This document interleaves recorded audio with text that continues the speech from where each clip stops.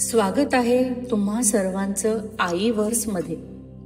गर्भवती आईच्या मनात एक सुंदर सत्य असतं. मी आज जे अनुभवते, जे शिकते, जे जगते ते माझ्या बाळाच्या भविष्यात बीजासारखं रुजतं. आई पोटात बाळ वाढवते, पण गीता आईच्या मनात शांती वाढवते.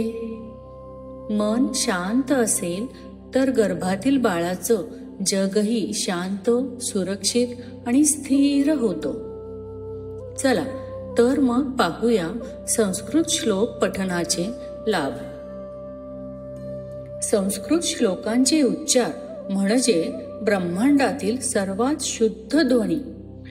ही ध्वनी आईच्या हृदयातून गर्भापर्यंत पोहोचताना बाळाच्या मेंदूचा विकास समतोल ठेवतात, भावनिक सुरक्षितता निर्माण करतात, चिंतेचे हार्मोन कमी करतात आणि बाळात सूक्ष्म समज वाढवतात, जी पुढे बुद्धिमत्ता, निर्णय क्षमता आणि संयम याचं मूळ असतं.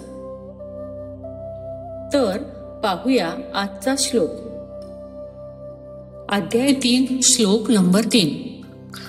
लोकेस्मिन् द्विविधा निष्ठा पुरा प्रोक्ता मया नघ ज्ञानयोगेन सांख्यानां कर्मयोगेन योगिनां. तर पाहूया श्लोकाचा अर्थ. कृष्ण म्हणतात, हे अर्जुना, या जगात आध्यात्मिक प्रगतीचे 2 वेगळे मार्ग आहेत. पहिला मार्ग म्हणजे ज्ञानयोग. याच्यामध्ये आत्मचिंतन आणि खोल समज असतो. दुसरा मार्ग म्हणजे कर्मयोग, निष्कामपणे कर्म करत पुढे जाणे. यालाच कर्मयोग म्हणतात. तर आता पाहूया गर्भवतीसाठी अर्थ. प्रिय आई, हा श्लोक तुझ्यासाठी एक विशेष संदेश घेऊन येतो. विकासाचे 2 मार्ग असतात, एक आतल्या शांतीचा आणि दुसरा बाहेरील कृतीचा. गर्भसंस्कार म्हणजे या दोन्ही मार्गांचा सुंदर मिलाप. जेव्हा तू शांत बसून ध्यान करतेस, श्वास घेतेस, बाळाशी मनातून बोलतेस, कृतज्ञता प्रकट करतेस, ते ज्ञानयोग आहे, आतल्या शांतीकडे जाणारा मार्ग.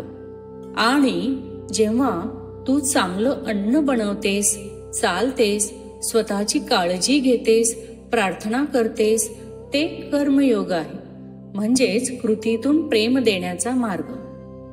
बाळाला दोन्ही हवे असतात, शांत आई आणि सक्रिय आई. शांतता मेंदू बनवते आणि कृती शरीर आणि चारित्र्य बनवते. या श्लोकाने बाळाला आतून मिळणारे संस्कार, संतुलन, संयमी मन, स्थिर विचार, निर्णय क्षमता, मन आणि कृती या दोन्ही ठिकाणी प्रामाणिकपणा, या सर्व गोष्टी या श्लोकातून आपण बाळाला संस्कार म्हणून देतो. तर पाहूया आजचा गर्भसंवाद. माझ्या प्रिय बाळा, तू माझ्या आत वाढतो आहेस. मी तुला 2 पंख देते आहे. एक पंख शांततेचा, ज्यात तू स्वतःला समजशील, ऐकशील आणि जाणशील. दुसरा पंख कृतीचा, ज्यात तू जगात काहीतरी करशील, निर्माण करशील, हालशील.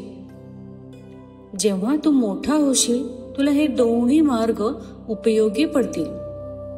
मन स्थिर ठेवण्यासाठी आणि स्वप्नांच्या दिशेने चालण्यासाठी या दोन्हीही मार्गाचा उपयोग होईल. मी तुला शांतही बनवेन आणि सामर्थ्यशालीही. जसं गीता शिकवते अगदी तसं. तर पाहूया आजची प्रार्थना. हे कृष्णा, माझ्या बाळाच्या मनात ध्यानाची शांती दे आणि कृतीची ऊर्जा दे. त्याच्या बुद्धीत संतुलन, हृदयात निर्मळपणा आणि कर्मात समर्पण दे. तो मोठा झाल्यावर त्याच्या जीवनाचा प्रत्येक पाऊल ज्ञानाने प्रेरित आणि कर्माने मजबूत असो. तर कर्मयोग शिकवतो शांततेने जगायला शिक आणि प्रेमाने काम करायला शिक. गर्भातील बाळासाठी हीच 2 सर्वात मोठी देणगी, शांत मन आणि सुंदर कृती. रोज गीतेच्या एका श्लोकासोबत तुमच्या गर्भाला द्या हे दिव्य संस्कार. Happy pregnancy everyone.